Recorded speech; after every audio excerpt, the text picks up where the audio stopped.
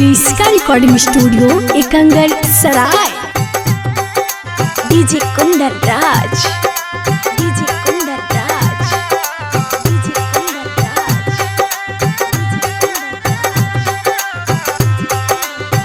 Presented by Kriska films. छोरा ये भाई कोई खिस्सा सिंगर लोग के बदलाता दिशा याबा सुनावा तनी ढोली चलीसा। पहले बियर ढोली में ढारले पवन भैया माजा मारले तब आइले ढोली के कहानी प्यारी माटी से तो पलस रानी। तब आइले खेसारी के नाम ढोली में टूटल सत के बटन। छोरा ये भाई कोई खिस्सा हमरो सुना ढोली chalisa. DJ Kundan Raj, DJ Kundan Raj, DJ Kundan राज। शिल्पी राज के बजल गाना ढोली के नीचे बालुधियाना कहाँ रहे मीडिया थाना। जब अवधेश प्रेमी अले लोकेशन पर ढोली बहुत खोजैले।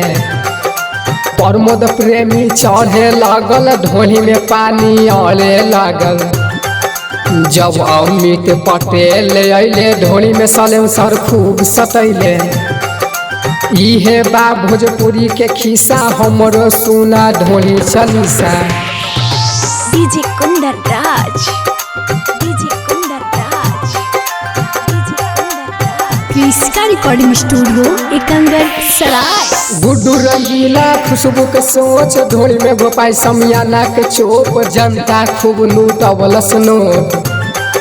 सस्ती लाल के जागल ताव ढोली जगहे होई घाव। बुलेट राजा के आइल ढिलदा अजबर धके ढोली जन छिलदा। तब अल बेला सोग के अइले ढोली में पुस्तकिया तकी गइले। छोरा ये भाई कोई खिस्सा हमरो सुना ढोली chalisa. DJ Kundan Raj, DJ Kundan Raj, DJ Kundan राज। क्रिस्का रिकॉर्डिंग स्टूडियो एकंगर सराय। सुना ये मीडिया गीतिया ध्यान से खून न फेंका अपना कान से। चंदन चंचल कैले न जान से। पीके आर्यन के बाजे गाना बनावा न न्यूज क के बहाना। धनेश धमाल साथे बा कहत बतिया साचे बा। कितना स्टार लोग गइले केहू के पूछे कोई न गइले।